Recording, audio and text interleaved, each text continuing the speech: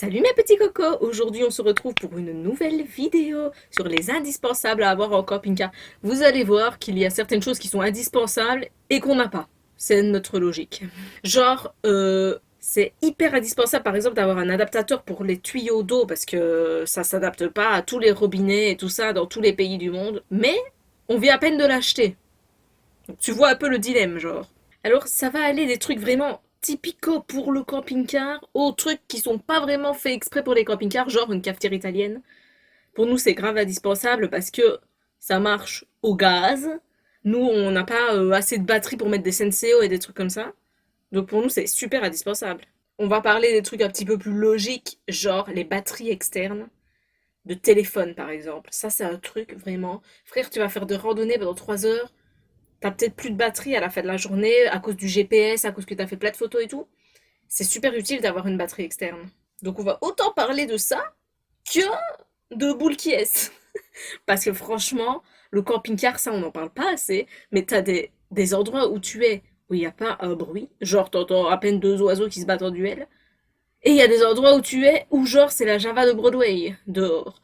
Donc franchement, les bouchons, c'est super utile. Nous, depuis qu'on est en camping-car, je fais le ménage 10 fois par jour, sérieux. Parce que je ne supporte pas qu'il y ait des crasses n'importe où, au sol, sur les meubles et tout. Déjà, dans une maison ou dans un appartement, c'est chiant. Mais quand tu vis dans même pas 10 mètres carrés et qu'il y a des crasses, t'as l'impression qu'il y a vraiment tout qui est sale, en fait. Il y a à peine un pot de chocolat qui traîne sur la table, t'as l'impression tout le camping-car doit être nettoyé, genre. Il y a plein de gens qui nous avaient dit oui, c'est impossible que vous viviez là-dedans. Ah, je n'avais pas vu qu'on voyait tout mon bordel là-bas, justement. Je vous explique. J'ai nettoyé tout le frigo. Dans les moindres recoins, les petits joints et tout. Et j'ai tout sorti là-bas. Donc, veuillez m'excuser. Je vais pas les ranger exprès pour vous. Donc, c'est super utile d'avoir tous les produits d'entretien, nettoyage, balayettes, enfin tous les trucs d'entretien, quoi. Faut pas se dire on vit en camping-car, c'est comme si on vivait en vacances, on fait jamais le ménage. Pas du tout. Moi, j'ai jamais fait autant le ménage que maintenant. La preuve, j'ai jamais nettoyé le frigo chez moi, en appartement, avec une brosse à dents, dans les moindres recoins. C'est pour vous dire, je deviens ma boule ici. Ça aussi, pareil, dans le délire de nettoyage, ça sert à rien de nettoyer tout le camping-car et puis de rentrer avec des grosses baskets que tu viens d'aller faire une randonnée, ça passe, hein. Franchement, il faut se balader en chaussons ou en chaussettes. Autrement, ça sert à rien, il y a tout qui est sale. Une rallonge électrique super longue. Ça, je crois que la nôtre, elle fait genre 25 mètres. 25 mètres, et des fois, c'est trop juste. Donc, vraiment, il faut penser à ça. D'abord, on se disait, ouais, une rallonge électrique, vraiment, il y aura besoin. Une petite rallonge, quoi, de 5 mètres, parce que tu te branches à côté du truc, et voilà. Non, des fois, t'as pas le choix, t'es obligé de te mettre super loin, il y a 5 6 véhicules entre toi et la prise. Donc, franchement, vaut mieux avoir une grande rallonge et un grand tuyau d'arrosage aussi. Un truc qui est pas indispensable, mais franchement, c'est super bien de l'avoir, c'est une table d'extérieur. Nous, on a une petite table d'extérieur qui se plie, 3 kilos bilou avec 4 sièges à l'intérieur, plus notre petit barbecue au calme, qu'on a acheté chez Cora, je crois. C'était genre 20 €, 25 €, tout petit barbecue tout plein. Et ça, c'est trop bien. L'été, tu te mets à l'aise, blesse, tu ouvres ton petit auvent, tu es tranquillou bilou, comme sur ta terrasse. Ça, c'est super rassurant. C'est le détecteur de gaz. Sérieux. Genre, parce que nous, on est des maboules du gaz. Franchement, on a toujours peur, tous les jours, 20 fois par jour, qu'il y ait une fuite de gaz. Moi, j'ai jamais aimé le gaz. Je voulais vivre dans un appartement ou dans une maison où c'était tout électrique. Donc là, avec le camping-car, j'ai pas eu le choix. Donc nous, on a un petit détecteur de gaz qu'on check un peu de temps en temps, genre une fois par semaine ou quoi, pour voir s'il y a aucune fuite. C'est tellement rassurant, vraiment. Au tout début, quand on est parti, je crois que j'avais décidé de pas prendre les cales pour les roues. Je me suis dit, mais ça sert à rien, vas-y. Genre, tu peux chipoter, te mettre dans un autre sens et tout pour que le véhicule soit plus ou moins droit. C'est pas le cas du tout, franchement. C'est super utile les cales en camping-car. Même des endroits qui ont l'air d'être droits, quand tu te mets, vu que le véhicule il est gros, pas comme une voiture ou quoi, tu vois direct que tu penches sur un côté ou sur un autre ou quoi. Tu mets des petites cales, ça prend 2 minutes vraiment, et puis t'es beaucoup plus à l'aise. Des fois même avec des cales, t'es pas droit, hein. Parce que des fois t'as des terrains, ils sont vraiment comme ça, hein. Mais franchement, c'est un truc super utile. C'est vrai que ça prend un peu de place, mais franchement, il faut grave les avoir. J'ai une caisse entière rempli que de produits d'entretien pour le véhicule, pas de produits genre ménagers, de produits vraiment pour le moteur, pour l'huile moteur, le liquide de refroidissement, le liquide lave-glace. Tous des produits comme ça, genre du spray en silicone pour les pare-chocs, des trucs comme ça. Ça, c'est la boîte que tu te dis j'en aurais jamais besoin et que en fait, quand t'es dans la merde, c'est ta boîte, il y a ta vie dans cette boîte, tu vois. Moi, les petits cocos, je suis une fan absolue de tout ce qui est boîte de rangement, élastique, filet. Les filets, c'est pas trop mon truc, mais je comprends l'utilité. Et tout ça, dans un camping-car, ce qu'il y a de plus important, en fait, c'est le rangement vraiment de ouf. Donc, les boîtes, je veux dire, tu t'en serviras toujours, tu trouveras toujours une utilité à une boîte ou à un crochet ou à un filet. Vraiment, ça, faut partir avec la blinde de boîte. Un tapis, pareil, dans le délire, on salit pas le camping-car. Un tapis à l'entrée, tu frottes tes grosses chaussures. Et après, tu mets tes petites pantoufles, tranquille. Un truc qui nous a coûté un petit peu cher, c'était genre 200 € ou un truc un peu dans le genre, c'est le Clerval. C'est le volet extérieur qu'on met sur le pare-brise pour éviter qu'il fasse trop chaud, trop froid. Ce truc-là, il est quand même grave efficace. Il fait beaucoup moins froid à l'intérieur du camping-car depuis qu'on l'a. Mais par contre, ça empêche pas la condensation de passer. Et le vendeur m'avait dit que oui. Donc, petit mensonge au passage. Mais franchement, c'est quand même grave utile. Après, nous, on a pris un de marque comme ça. Je sais pas s'il y a un peu des marques moins connues ou un peu moins chères et tout, mais voilà. Nous, on a Clerval. Un truc qu'on a dans ce camping-car-ci et qu'on n'avait pas dans l'ancien, c'est des moustiquaires et des stores intégrés dans chaque fenêtre. Au début, je me suis dit, inutile, Fanny. Mais franchement, c'est trop utile. Genre, tu peux manger la fenêtre grande ouverte et t'as aucune bête qui rentre. Moi, les bêtes. Les bêtes, la saleté, c'est un truc que je veux pas chez moi, en fait. Donc, je ferme. Les moustiques, c'est ciao. Ils sont dehors, tu vois. Parce qu'une fois qu'il y a un moustique à l'intérieur, je pourrais jamais le tuer. Ou une mouche ou quoi. Je vais cohabiter avec, tu vois. Donc, vaut mieux qu'ils rentrent pas. Pour mon bien-être. Et le sien. Et en plus, avec les moustiquaires, notre chat, il pense que il y a un barrage qui peut pas partir. Donc, c'est tout bénef. Une bouillotte. Et oui, et ça c'est parce que je suis en train de barrer tous les trucs indispensables. Les cocos, j'ai fait une liste, mais monstrueuse pour vous. Une bouillotte, c'est très intéressant, surtout quand on est genre en France, en Belgique, quand il fait froid l'hiver et que tu te cailles les michetons dans ton petit lit puant. Et ben, une petite bouillotte, bien chaude la nuit, elle te dure pendant des heures, hein, et ça te réchauffe bien le bidou, c'est top. Une boîte à outils. Moi, ma boîte à outils, franchement, elle fait pitié de ouf. Vais-je oser vous la montrer? Attendez. J'ose même pas vous montrer ça, franchement, ça fait pitié, vraiment. Ma boîte à outils n'est déjà même pas une boîte. C'est typiquement une trousse. Un maquillage rempli d'outils. Misqué. Bon, j'ai ça et j'ai quelques autres outils aussi pour au cas où. J'ai les outils de base, genre style un marteau, un cutter, un tournevis avec plein de vis différentes. J'ai des trucs pour poncer, une pince.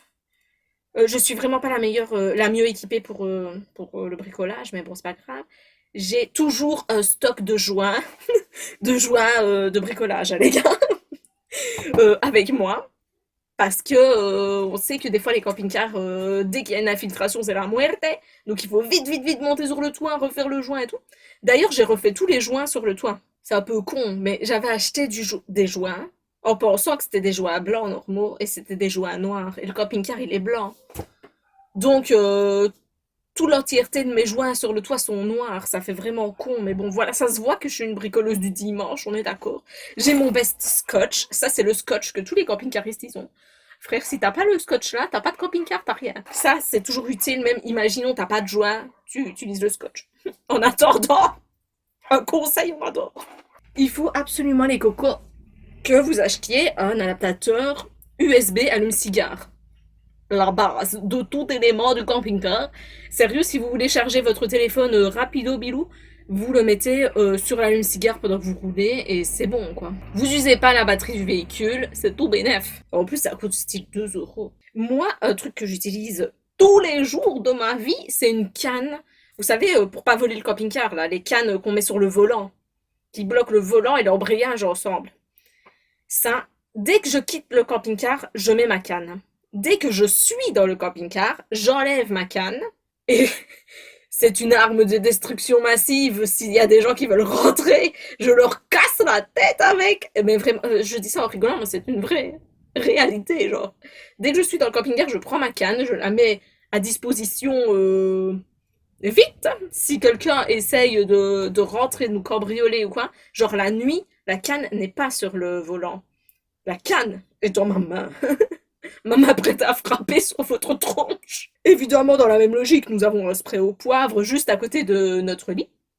Si on doit agresser les gens pendant la noche. C'est super bien aussi d'avoir un vélo ou des trottinettes. Et ça, encore une fois, c'est un indispensable que nous n'avons pas. J'ai des vélos, mais ils sont chez mes parents, donc il faudra qu'on les récupère. Et il faudra, en toute logique, que j'apprenne à rouler en vélo. Et après cela, ce sera la liberté pour moi. Des chaussures de randonnée. Après, ça dépend grave de votre style de vie. Si vous faites jamais de randonnée, n'allez pas acheter ça.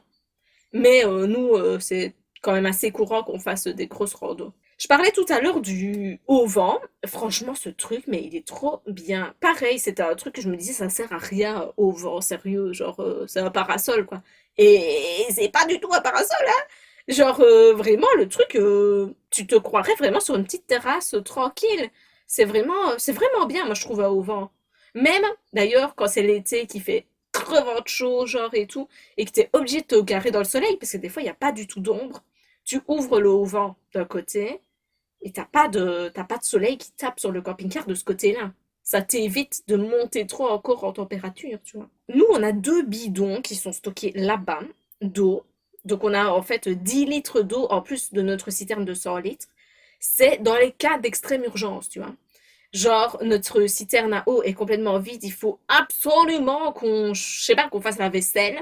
Bah, on utilise cette eau-là. Ça nous fait une toute petite réserve d'eau en plus, quoi. Mais c'est inutile, enfin, pour moi personnellement, c'est inutile de prendre un gros bidon de 30 litres. Déjà, pour le stocker, ça va être super difficile. Et pour le porter, moi perso, je saurais pas. Donc, on a pris deux petits bidons de 5 litres. C'est easy à ranger, easy à. Tu peux le remplir n'importe où, sérieux, même dans un petit cimetière ou coin. Ça va pas déranger que tu prennes 10 litres.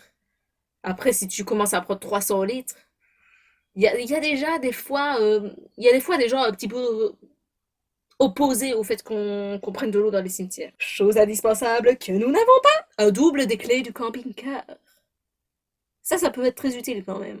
Parce que si tu perds tes clés, t'es dans la caca. T'es dans la merde. Et nous, bah, on sera dans la merde. On n'a jamais pris le temps de faire le double des clés. Ni du véhicule, ni de la partie cellule. Nous attendons de les perdre. Un truc, il faut toujours avoir les cocos. Je sais qu'on va pas. Enfin, ça dépend un peu où tu voyages, en fait. Hein. Si t'es en France, à un moment, genre, tu vas toujours trouver un magasin d'alimentation quelque part. Mais ça dépend un peu dans quelle contrée tu vas. Des fois, impossible de trouver de l'eau et impossible de trouver de la nourriture pendant mais des dizaines, centaines de kilomètres des fois. C'est impossible. Donc nous, on a toujours en stock au moins deux grosses bouteilles d'eau potable, parce qu'on ne boit pas l'eau de la cuve, en fait, nous. Et on a toujours des boîtes de conserve au cas où. C'est assez rare qu'on utilise des conserves, mais au cas où, vraiment l'extrême urgence, on les utilisera. Une lampe torche. Non, pas spécialement frontale, les gars, mais franchement, une lampe torche, parce que des fois, tu te ramènes dans des contrées inconnues, où il fait super noir autour, pas un lampadaire à l'horizon. Genre, tu regardes par la fenêtre, et tu vois aucune lumière, même à des kilomètres et des kilomètres. Aucune maison allumée, genre, rien. Aucune maison tout court. Donc, des fois, tu te dis, une torche, ce serait pas mal. Et une torche hors du flash du téléphone, parce que des fois, t'as plus de batterie et tout. Nous, ça nous est arrivé quand on a été au Cambodge ou en Thaïlande, je sais plus. On était sur une île où il n'y avait pas d'électricité la nuit. On n'avait plus de batterie sur le téléphone et on devait traverser la jungle sans torche la nuit pour aller à la cabane. Et ben là, on a pleuré notre race qu'on n'avait pas de torche. Un petit dégivrant de serrure, évidemment. Un lubrifiant de serrure aussi, évidemment. Parce que des fois, ta clé, elle reste bloquée pendant une demi-heure. Par contre, ce truc-là, il faut le mettre dans un endroit que tu sais avoir accès facilement. Si tu le mets à l'intérieur du camping-car et que tu n'arrives pas à ouvrir la porte et que tu sais qu'il y a le dégivrant à l'intérieur, ça ne sert à rien. Un kawaii. Ça, mais l'utilité monstrueuse, surtout en Belgique. Vraiment, genre. Un kawaii, toujours utile. En plus, ça sèche super vite par rapport aux autres vestes, genre doudoune et tout. Donc franchement, utilité au maximum. C'est trop bien. Et on l'a pas. Un traceur GPS. Ça, franchement, c'est très très bien. Et pour le véhicule et pour le chat. Franchement, ce serait l'idéal. Je sais que ça existe et tout, mais il faut payer des abonnements genre mensuels et tout. J'ai pas bien compris l'histoire. Mais franchement, le jour où quelqu'un va essayer de voler le camping-car et qu'on va savoir à la trace où il est, ce serait super utile, les gars, franchement. Tu vois sur ton téléphone, il se trouve là.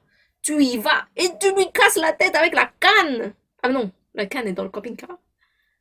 Non, tu lui casses la tête avec autre chose que la canne. Un petit cuit vapeur. Vous savez, c'est ce petit panier en bois, en bambou, qu'on pose sur la casserole. On en a parlé dans une précédente vidéo.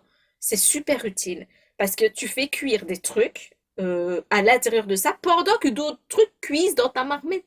Genre, t'as pas besoin de faire plusieurs fois aller le gaz. Donc, c'est très utile. Oui, oui, oui, monsieur, oui, oui, oui, madame. Après, je suis sûre qu'il y a des choses qu'on a complètement oubliées. Après, il y a des choses logiques. Genre, c'est indispensable d'avoir des roues, par exemple. Ou genre une clé pour démarrer. Enfin non, quoique. Il y a certains hurluberlus qui arrivent à démarrer sans clé. Mais il y a des trucs, c'est logique. Enfin, on va pas dire il faut des armoires ou il faut genre, je sais pas, un lit. C'est logique. Un jour, on a croisé un mec qui dormait dans... Mais c'était une toute petite... Enfin, c'était pas un camping-car, c'était comme genre jumper, vous voyez. Mais sérieux, le truc, il était vraiment pas du tout aménagé. Et il avait mis une planche pour dormir et il dormait sur la planche. Genre pas de matelas, pas de couverture. Il dormait vraiment genre aucun confort. Enfin, s'il trouve du confort là-dedans, moi je vois pas comment. Mais et en plus c'était le moment de la canicule et à l'intérieur de son camping-car, enfin de sa voiture, il faisait genre 55 degrés. Il avait aucune fenêtre, il laissait tout fermé. Franchement, les indispensables, ça dépend vraiment de ton mode de vie, de ce que toi tu ressens. Genre, nous, pour nous, là, on a le frigo. Pour nous, ça n'a jamais été un indispensable d'avoir un frigo. Nous, on l'a jamais allumé jusque-là. Et maintenant qu'on sait qu'on va avoir un bébé, j'ai nettoyé tout le frigo et j'ai demandé à notre cher Francis de venir le nettoyer de l'extérieur, là, la cheminée. Donc voilà, maintenant ça va devenir un indispensable maintenant qu'on va avoir un bébé. Et même avec un bébé, il y a moyen que les gens ne trouvent pas ça indispensable un frigo. Indispensable, c'est vraiment selon ta façon de voir les choses, selon ta, ta vision, quoi. Ah oui, c'est vrai. Pour nous, c'est aussi super indispensable d'avoir une jauge qui te dit exactement les batteries comme elles sont. Ça, c'est sur les vieux véhicules comme nous. Parce que sur les nouveaux, on te dit la batterie comment elle est, tu vois. Il n'y a pas besoin d'avoir une jauge exprès. Mais nous, qui avons un véhicule de l'an 2000, notre jauge là de batterie, c'est de la daube absolue. Donc il nous fallait absolument une petite jauge qu'on rajoute. Et ça, c'est la life. Parce que sérieux, on pensait tout le temps avoir très peu de batterie. Et on se rend compte qu'avec cette petite jauge là, on est toujours entre 90 et 100% de batterie. Même quand on utilise la batterie, genre. Va comprendre. Ben voilà mes petits cocos d'amour. J'espère que cette petite vidéo sans Laetitia vous a plu. Parce que Laetitia, elle commence à... Son ventre, il commence à gonfler, gonfler. Elle commence à être de plus en plus fatiguée. Ça fait déjà 4 mois qu'elle est enceinte, là. Et elle continue à vomir sa vie. Alors que les 3 mois sont passés depuis belle lurette. Donc, elle est de plus en plus fatiguée. Donc, je ne sais pas si elle sera dans toutes les vidéos qui vont arriver. Ben voilà mes petits loustiques, je vais vous laisser. Je vous dis à une prochaine fois dans une prochaine petite vidéo qui vous plaira certainement aussi. Je vous fais des bisous. C'est ciao.